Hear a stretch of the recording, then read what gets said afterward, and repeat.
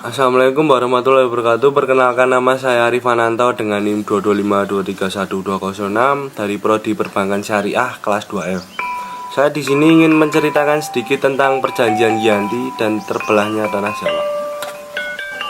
Perjanjian ini lahir sebagai sebuah kesepakatan politik antara Pakubuwono III, Pangeran Mangkubumi, dan Perserikatan Perusahaan Dagang Hindia Belanda atau VOC pada 13 Februari 1755. Perjanjian Giyanti ini sendiri dibuat dalam rangka meredam api konflik yang telah terjadi berlarut-larut.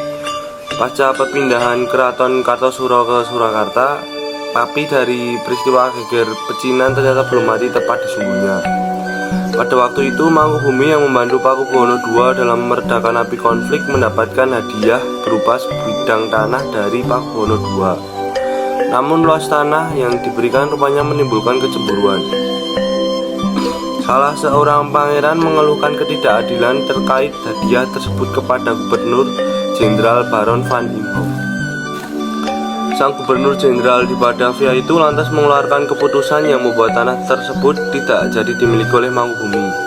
Akhirnya dia meminta izin kepada kakaknya Pakubuwono II untuk meninggalkan tanah Jawa dan tidak kembali. Akhirnya saat itulah pecah perang Mangkubumen.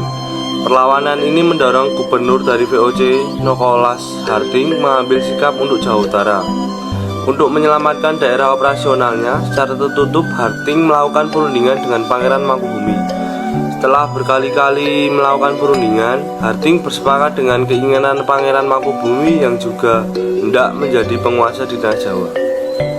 Dan nota tersebut disampaikan kepada Pakubuwono III, sang pengganti Pakubuwono II. Nota tersebut menyatakan bahwa Pangeran Mangkubumi mendapatkan wilayahnya. Pakubuwono III menyatakan persetujuannya terhadap hasil perundingan Gubernur Jawa Utara dengan Mangkubumi. Surat pernyataan itu disampaikan oleh Pakubuwono III kepada Gubernur Jenderal VOC Jacob Mosel.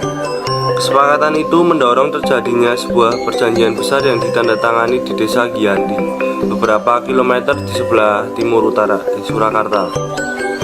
Penandatanganan perjanjian Giyanti ini menjadi pangkal dari terbelahnya tanah Jawa menjadi dua bagian atau yang dikenal dengan istilah Palihanogori.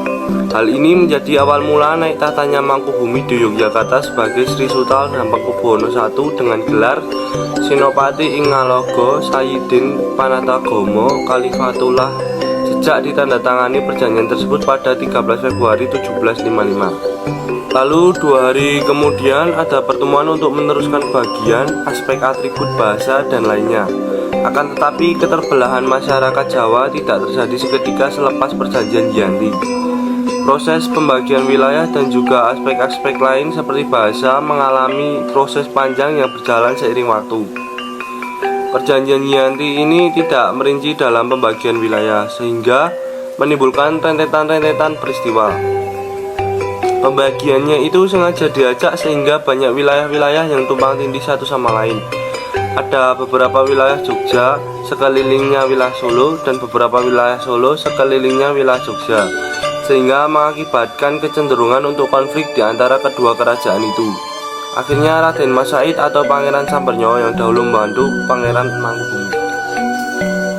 Pangeran Sambernyawa pun berjatah tahta dengan gelar Kanjeng Gusti Pangeran Adipati Arya Mangkunegara Lelana Jayamisesa Sinopati ing Aloga Satria Raga Mataram ing Nagari Surakarta Hadiningrat.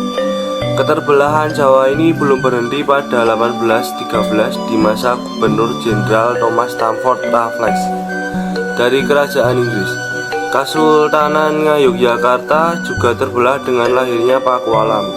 Dengan demikian tanah Jawa kemudian memiliki 4 wilayah pemerintahan, masing-masing tumbuh dengan perbedaan model dan orientasi politik.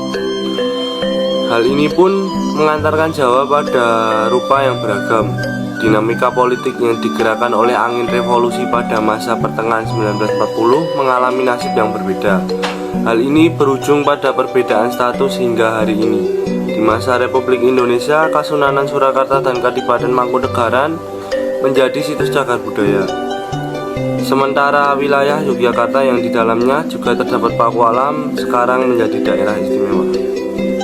Sekian dari saya tentang menceritakan kembali tentang perjanjian Giyanti dan terbelahnya tanah Jawa. Kurang lebihnya saya mohon maaf. Wassalamualaikum warahmatullahi wabarakatuh.